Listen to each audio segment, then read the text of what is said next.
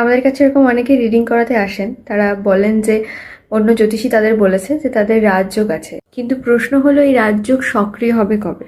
তবে একটা কথা মাথায় রাখা দরকার, কুণ্ডলিতে রাজযোগ থাকা আর সেই রাজযোগের সুফল পাওয়া দুটো সম্পূর্ণ আলাদা বিষয়। যেমন ধরুন পঞ্চমহাপুরুষ রাজযোগ যে কারো কুণ্ডলিতে থাকতেই পারে, এতে অবাক হওয়ার কিছু নেই। মঙ্গল থেকে তৈরি হয় রুচক রাজযোগ, বুধ থেকে হয় ভদ্র রাজযোগ, বৃহস্পতি বা গুরু থেকে হয় হংস রাজযোগ, শুক্র থেকে তৈরি হয় মালব্য রাজযোগ, আর শনি থেকে তৈরি হয় শশ রাজযোগ।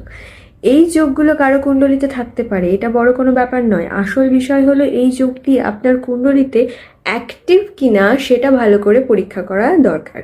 তাই কোনো জ্যোতিষী বা পুরোহিত যদি আপনাকে বলে যে আপনার কুণ্ডলিতে রাজযোগ আছে, তবে দয়া করে তাকে পাল্টা এই প্রশ্ন করুন, এই রাজযোগটি আসলে সক্রিয় তো? এটার ভালো ফল কি আমি পাবো? এই ফলের সুবিধা আমি এই জন্মেই ভোগ করতে পারবো তো? রাজযোগ নিয়ে এটাই হলো আসল এবং সবচেয়ে বড় প্রশ্ন।